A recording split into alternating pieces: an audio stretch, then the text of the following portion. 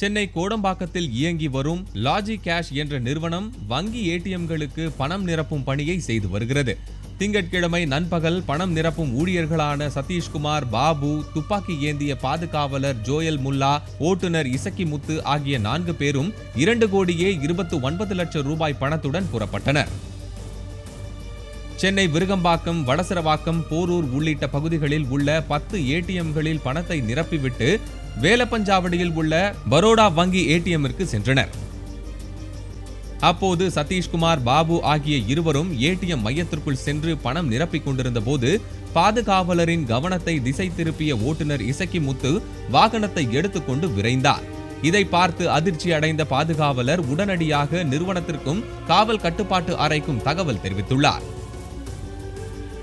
தகவல் அறிந்த காவல்துறையினர் அந்த பகுதியில் உள்ள அனைத்து சாலைகளிலும் வாகன சோதனையை தீவிரப்படுத்தினர். இந்த நிலையில் புளியம்பேடு என்ற பகுதியில் பணம் இருந்த வாகனம் மட்டும் தனியாக நிற்கும் தகவல் கிடைத்து போலீசார் மற்றும் வங்கி அதிகாரிகள் அங்கு விரைந்தனர். கடத்தப்பட்ட வாகனத்தை சோதனை செய்ததில் அதிலிருந்த 1,18 லட்சம் ரூபாய் பணம் கொள்ளையடிக்கப்பட்டது தெரியவந்தது. வாகனத்தின் ஓட்டுநரான இசக்கி முத்து திட்டமிட்டு சிலரோடு சேர்ந்து இந்த கொள்ளை சம்பவத்தை அரங்கேற்றி இருக்கலாம் என போலீசார் சந்தேகிக்கின்றனர்.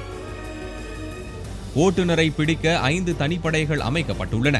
இதேபோன்று கடந்த மாதம் மண்ணடி பகுதியில் வங்கி ஏடிஎம் மையத்திற்கு பணம் எடுத்து செல்லும் வாகனம் கடத்தப்பட்டு 46 லட்சம் ரூபாயை அந்த நிறுவனத்தில் பணிபுரியும் ஓட்டுநரால் கொள்ளையடிக்கப்பட்டது குறிப்பிடத்தக்கது.